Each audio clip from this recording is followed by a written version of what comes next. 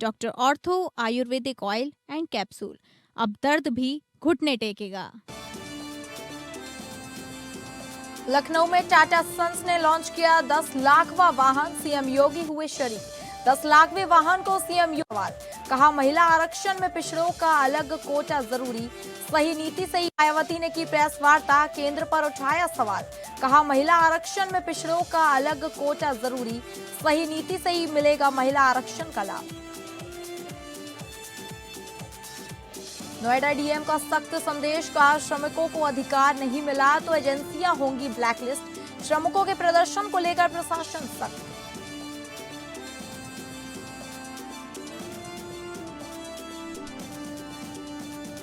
नमस्कार, आप सभी का स्वागत है उत्तर प्रदेश बुलेटिन में। मैं हूं आपके साथ अंकिता सिंह।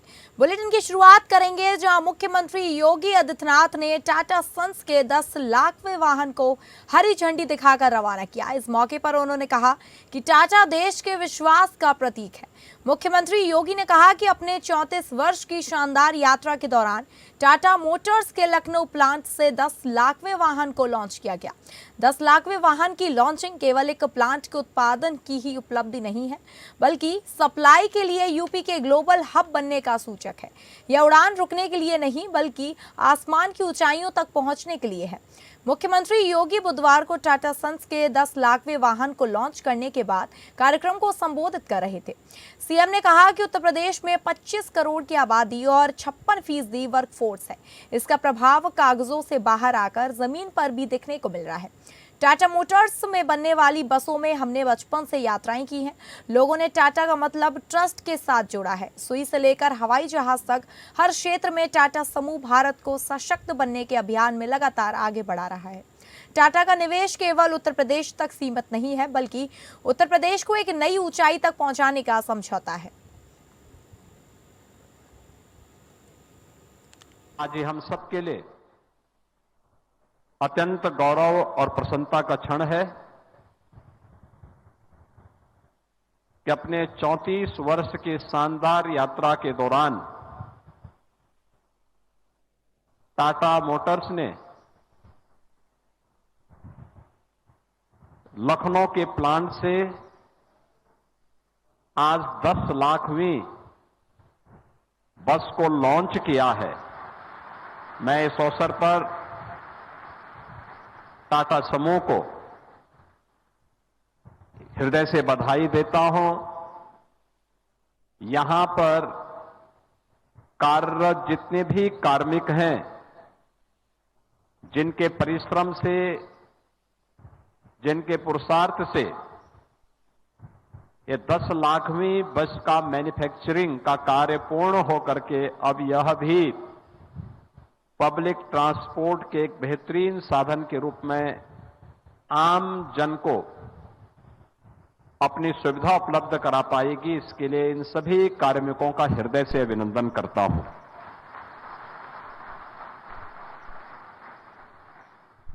बहुजन समाज पार्टी की प्रमुख मायावती ने केंद्र सरकार और महिला आरक्षण को लेकर बड़ा बयान दिया है।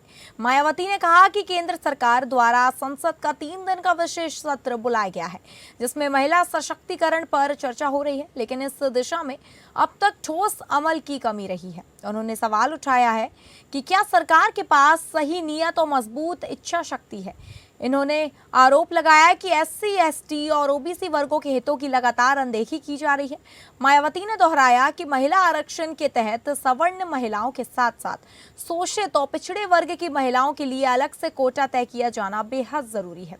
33% महिला आरक्षण को लेकर प्रतिक्रिया देते हुए उन्होंने कहा कि यह पहल स्वागत योग्य है, लेकिन जब तक एससी, एसटी और ओबीसी महिलाओं के लिए अलग आरक्षण सुनिश्चित नहीं किया जाएगा, तब तक इसका पूरा लाभ उन्हें नहीं मिल पाएगा। मायावती ने मंडल आयोग का उदाहरण देते हुए कहा कि जिस तरह ओबीसी को 27% आरक्षण दिया गया था, उसी तरह महिलाओं के भीतर भी वर्गवार आरक्षण की व्यवस्था की जानी चाहिए। अंत में मायावती ने कहा कि सही नीति और स्पष्ट नीयत के साथ ही महिला आरक्षण का असली लाभ समाज के हर वर्ग तक पहुंचाया जा सकता है।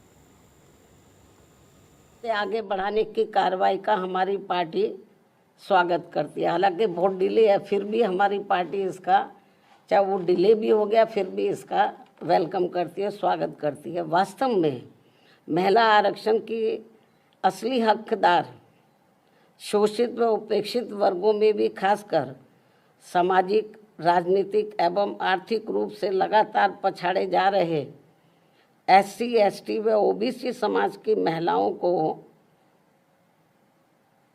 यदि इसमें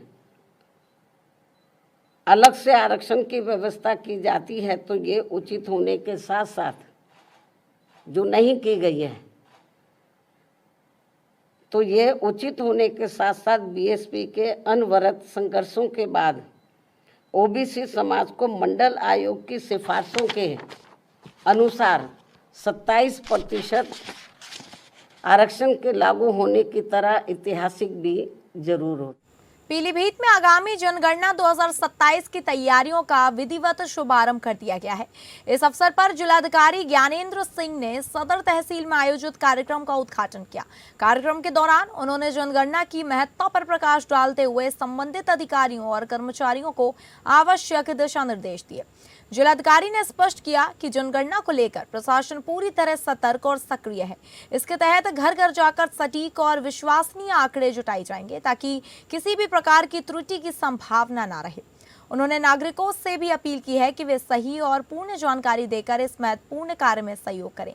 उन्होंने बताया कि जनगणना के आंकड़े भविष्य की विकास योजनाओं की नींव होते हैं, इसलिए इसमें पारदर्शिता और समयबद्धता का विशेष ध्यान रखा जाएगा। इसके लिए जनगणना टीमों का गठन कर दिया गया है और उन्हें निर्धारित समय सीमा के भीतर कार्य पूरा करने का लक्ष्य सौंपा गया है। प्रशासन का उद्देश्य है कि जनगणना की प्रक्रिया को सफलतापूर्वक और व्यवस्थित तरीके से संपन्न किया जाए, जिससे जिले के विकास को नई दिशा मिल सके। इस भारतवर्ष में जो लोग रह रहे हैं उनकी मूलभूत आवश्यकताओं का जो चिंतन मंथन किया जाता है तो उसका बेस क्या है? जनगणना। तो ये महत्व को समझिए आप इसको कि आपके देश के महत्वपूर्ण काम में आपका योगदान होगा तो उसको मतलब मजे में करके चाहिए, बाहर से नहीं लेना है और ठीक ठाक मतलब खाने पीने की पूरी जैसे। गौतम बुद्ध नगर की जिलाधिकारी मेधा रूपम ने साफ चेतावनी दी कि अगर श्रमिकों को उनका हक नहीं मिला तो संबंधित आउटसोर्सिंग एजेंसियों पर कड़ी कार्रवाई की जाएगी। जिलाधिकारी ने कहा कि सरकार की ओर से श्रमिकों के वेतन में वृद्धि की घोषणा पहले ही की जा चुकी है। इसके बावजूद अगर किसी भी प्रकार की लापरवाही सामने आती है तो एजेंसियों को ब्लैक लिस्ट तक किया जा सकता है। इसके साथ ही उन्होंने ये भी स्पष्ट किया कि श्रमिकों के द्वारा किसी भी प्रकार के उपद्रवी व्यवहार की जिम्मेदारी अब संबंधित एजेंसी की होगी। अगर आगे फिर से विरोध प्रदर्शन होता है तो सीधे तौर पर एजेंसियों और संविदाकारों के खिलाफ सख्त कदम उठाए जाएंगे।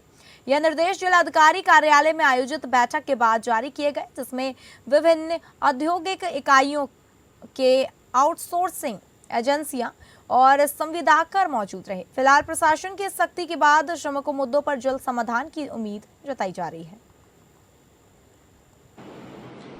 मैं गौतम बुद्ध नगर की जिलाधिकारी सभी श्रमिक भाइयों और बहनों की तरफ से माननीय मुख्यमंत्री जी का धन्यवाद करना चाहती हूं कि उन्होंने हाई पावर्ड कमेटी गठित करी, जिसके द्वारा श्रमिकों की मुख्य मांग वेतन बढ़ोतरी को माना गया है और गौतम बुद्ध नगर में वेतन बढ़ाया गया है। अब गौतम बुद्ध नगर का वेतन 13,690 से लेकर 16,868 के बीच में विभिन्न श्रेणी के श्रमिकों के लिए निर्धारित किया गया है। इसके साथ साथ कुछ निर्देश भी मैं देना चाहती हूँ।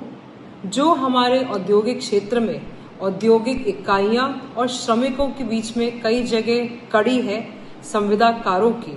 भारतीय राष्ट्रीय कांग्रेस के प्रदेश अध्यक्ष अजय राय ने प्रेस कॉन्फ्रेंसिंग कर राज्य सरकार पर तीखा हमला बोला है। अजय राय ने कहा कि आज पूरे उत्तर प्रदेश में हाहाकार की स्थिति है, चाहे मजदूरों का मुद्दा हो या वर्षों से पढ़ा रहे शिक्षकों का। सरकार ने सभी को परेशान कर रखा है। उन्होंने आरोप लगाया कि दशकों से पढ़ा रहे शिक्षकों के लिए अब टेट अनिवार्य कर दिया गया है, जो उसके साथ अन्याय है। नोएडा की घटना का जिक्र करते हुए उन्होंने कहा कि मजदूरों से 12-12 घंटे काम कराया जा रहा है, लेकिन उन्हें उचित वेतन नहीं मिल रहा। ठेकेदारों पर कमीशनखोरी का आरोप लगाते हुए उन्होंने कहा कि मजदूरों का खुलकर शोषण हो रहा है। उन्होंने दावा किया कि कांग्रेस सरकार के समय मजदूरों से केवल 8 घंटे काम लिया जाता था और उन्हें बेहतर सुविधाएं मिलती थी। अजय राय ने यह भी आरोप लगाया कि वर्तमान सरकार की नीतियां सिर्फ कॉरपोरेट कंपनियों के हित में बनाई जा रही हैं, जिससे आम आदमी और श्रमिक वर्ग प्रभावित हो रहा है। लखीमपुर, कासगंज सहित कई स्थानों पर अंबेडकर जयंती के दौरान हुए विवादों का जिक्र करते हुए उन्होंने कहा कि दलित समाज सरकार से नाराज है और उन्हें इसका राजनीतिक नुकसान उठाना पड़ेगा। ये जो स्मार्ट मीटर ये पूरी तरीके से लेकर आई है सरकार, ये लोगों का शोषण कर रहा है, लोगों को बर्बाद कर रहा है और इसमें पूरी तरीके से गुजरात की बड़ी कंपनियां, जो बार बार मैं कह रहा हूं, गुजरात के बड़े ठेकेदार और बड़ी कंपनियां, उनको पूरी तरीके से सरकार उनको पैसा कमा रही है और पूरी ये सरकार ये उन बड़े ठेकेदार और बड़े जो व्यापारी है उनके साथ खड़ी है। अब देखिए, ये तो मैं कह रहा हूँ कि ये भारतीय जनता पार्टी में जो भी कार्य हो रहा है, आप कहीं उठाकर देख सकते हैं कि पूरी तरीके से ये फर्जी इनकाउंटर करा रहे हैं। इसके पहले भी इन्होंने तमाम फर्जी इनकाउंटर अपने गोरखपुर जिले में एक विनोद उपाध्याय नाम के व्यक्ति को फर्जी इनकाउंटर उठवा के मरवा दिया योगी जी ने एसटीएफ से, और ये पूरा कर रहे हैं। वहां पर अभी जो जौनपुर में मारा गया यादव, उसको दिखा दिया डकैती करते हुए कि वो डकैत है, उसका बाप ट्रक चलाता है, ओंकारेश्वर में ट्रक चलाता है गुजरात में, उसको फर्जी इनकाउंटर करा के मरवा दिया। मंगेश यादव वहां का रहने वाला था, उसको सुल्तानपुर में फर्जी डकैती। तो ये सरकार केवल फर्जीगिरी कर रही है। अगली खबर का रुख करेंगे जो कानपुर से है, जहां कानपुर के पनकी थाना क्षेत्र स्थित पैराडाइज ग्रीन अपार्टमेंट में ठगी का चौंकाने वाला मामला सामने आया है। मर्चेंट नेवी में चीफ इंजीनियर से एक दंपति ने 40 लाख रुपए ठग लिए। यह रकम उनकी बेटी की शादी के लिए जमा की गई थी। जानकारी के अनुसार उसी सोसाइटी में रहने वाले पहले परिवार से करीबी संबंध बनाए और फिर आर्थिक परेशानी का हवाला देकर भरोसे में लेकर पैसे ले लिए। जब रकम वापस मांगी गई तो आरोपियों ने पैसे देने से इनकार कर दिया और धमकियां देना शुरू कर दिया। पीड़िता ने बताया कि उन्हें 20-20 लाख रुपए के 2 चेक दिए गए जो बैंक में लगाने पर बाउंस हो गए। इसके बाद आरोपी दंपति ने दबंगई दिखाते हुए परिवार को जान से मारने की धमकी दी। शालिनी का कहना है कि वह घर पर अकेले रहती है और उन्हें अपनी सुरक्षा को लेकर डर बना हुआ है। पीड़ित परिवार ने पुलिस में शिकायत दर्ज करा ली है। पुलिस मामले की जांच में जुटी है, लेकिन लगातार मिल रही धमकियों से परिवार दहशत में है। कानपुर में ठगी का एक नया मामला आया है, जिसमें एक पड़ोसी ने अपने ही पड़ोसी की पीठ पर छुरा भोंकने का काम किया है। पहले तो इन्वेस्टमेंट के नाम पर एक महिला से अच्छे संबंध बनाए गए, बड़ी रकम की डिमांड की गई और जब वो रकम मिली, वापसी की जब बात आई तो कहानी फिर आ गई धमकियों पर। तो मौजूद है हमारे साथ द्विवेदी परिवार, उनसे बात करेंगे और जानेंगे पूरा मामला क्या है। सर, क्या नाम है? मैं ब्रजेश द्विवेदी, चीफ इंजीनियर हूँ मर्चेंट नेवी में। मुझे बाहर रहना पड़ता है। नीति शर्मा और इनके पति नितिन कुमार शर्मा, सन ऑफ रमन कुमार शर्मा, जो कि हमारे पड़ोस में ही रहते हैं, इन्होंने मेरे घर के साथ पारिवारिक संबंध बनाए 1.5-2 साल से। मेरी मिसेज और इनकी मिसेज शॉपिंग मॉल और इधर इनका घूमना जाना रहा है, क्योंकि मैं बाहर रहता हूँ। इन्होंने पहले 5 लाख रुपए और 2 लाख रुपए लिए थे, वो उन्होंने वापस कर दिए थे। मिसेज से कहा गया कि 40 लाख रुपए आप इन्वेस्ट कर दीजिए, जो कि पैसा मेरी बेटी की शादी के लिए मेरी वाइफ ने जोड़ के रखा था। इस पैसे को आपकी प्रॉपर्टी में इन्वेस्ट करेंगे। जब इनसे पैसे की डिमांड की गई तो ये बहाने बनाने लगे। उसके बाद जब इन्होंने चेक दी हमको, 3 चेक इन्होंने दी, तो वो चेकें इनकी बाउंस हो गई। इनका कहना था सीधा कि इन्होंने धमकी दी, आपको जो करना कर लीजिए, आपको केस करना केस कर दीजिए, आपको पुलिस में जाना पुलिस में जाइए, मैं पैसे नहीं दे पाऊंगा। तुरंत मेरी FIR लिखी गई है। जैसे कि आपने देखा कि द्विवेदी परिवार जो है इस समय दहशत के माहौल पे है, बड़ी रकम का लेन देन है और इनको ऐसा शक है कि इस पैसे के लेन देन के चक्कर में इनके साथ किसी प्रकार की अनहोनी भी हो सकती है। APN न्यूज के लिए कुणाल सिंह, कानपुर। नहीं, इसमें FIR पंजीकृत कराया गया है जी, और जो साक्ष्य मिलेगा उस पर कार्रवाई होगी। पैसे के लेन देन का मामला है, चेक बाउंस है और वो पैसा चेक बाउंस होने के बाद वो उनसे मांगने पर उसने धमकी दिया है, तो सारी साक्ष्य एकत्र करने के बाद आवश्यक कार्रवाई की। कानपुर में पुलिस की तत्परता एक बार फिर देखने को मिली है, जब नौकरी का झांसा देकर एक MCA छात्रा के साथ घिनौनी हरकत करने वाले आरोपी को चंद मिनटों में दबोच लिया गया। पीड़िता की तहरीर पर मामला दर्ज होने के बाद कोतवाली पुलिस ने तेजी से कार्रवाई करते हुए मंगलवार को सरसैया घाट चौराहे पर घेराबंदी कर आरोपी को गिरफ्तार कर लिया। बताया जा रहा है कि आरोपी रिक्रूट आरक्षी है, जिसने छात्रा को नौकरी का लालच देकर वारदात को अंजाम दिया था। शिकायत मिलते ही पुलिस टीम अलर्ट मोड में आ गई और पहले से ही इलाके में निगरानी शुरू कर दी है। जैसे ही आरोपी सरसैया घाट क्षेत्र में नजर आया, पुलिस ने तुरंत घेराबंदी कर उसे पकड़ लिया। गिरफ्तारी के बाद आरोपी को पुलिस वाहन से कोर्ट में भेज दिया गया, जहां आगे की कानूनी कार्रवाई की जाएगी। कोतवाली पुलिस की इस तेज और सटीक कार्रवाई की इलाके में खूब चर्चा हो रही है।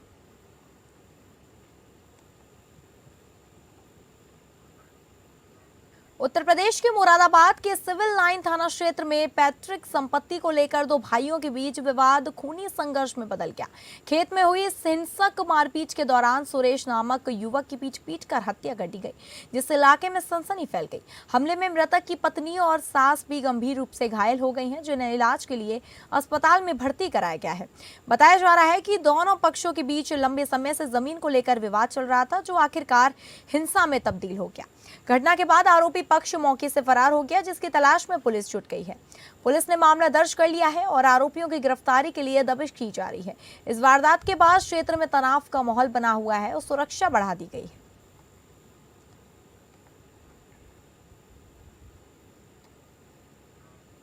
उत्तर प्रदेश के प्रयागराज के नवाबगंज थाना क्षेत्र के लाल गोपालगंज में निर्माणाधीन मकान की छत गिरने से बड़ा हादसा हो गया। यह दुर्घटना उस समय हुई जब मकान की स्लैब ढाली जा रही थी और अचानक बल्लियों के खिसकने से छत का संतुलन बिगड़ गया। छत सीधे नीचे काम कर रहे दो मजदूरों पर गिर गई, जिससे मौके पर अफरा तफरी मच गई। हादसे में गुलशन कुमार नाम के मजदूर की अस्पताल ले जाते समय मौत हो गई, जबकि मुकेश पाल गंभीर रूप से घायल हो गया। घायल को तत्काल स्वरूप रानी हॉस्पिटल में भर्ती कराया गया, जहां उसका इलाज जारी है। घटना के बाद स्थानीय लोगों ने पुलिस की मदद से जेसीबी के जरिए मलबे में दबे मजदूरों को बाहर निकाला। फिलहाल पुलिस मामले के जांच में जुटी है और हादसे के कारणों का पता लगाया जा रहा है।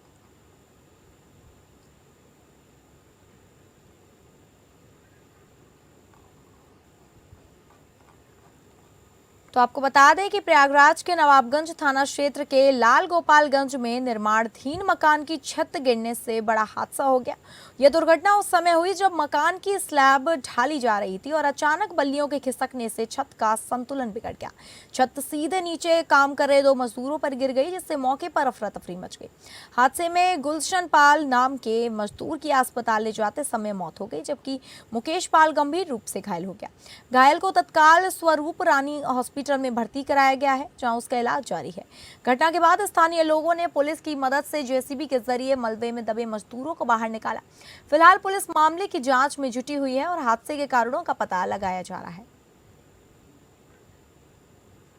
उत्तर प्रदेश के झांसी के कोतवाली थाना क्षेत्र में आस्था को ठेस पहुंचाने वाली हैरान कर देने वाली घटना सामने आई है।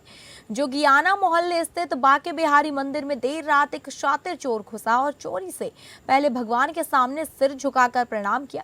इसके बाद आरोपी मंदिर से तांबे का कलश लेकर मौके से फरार हो गया।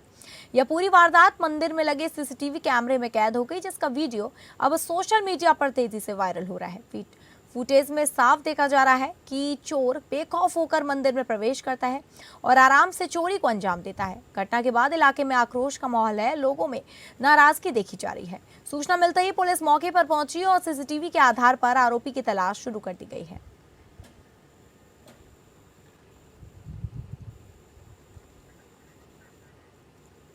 तो फिलहाल उत्तर प्रदेश बुलेटिन में बस इतना ही। नमस्कार।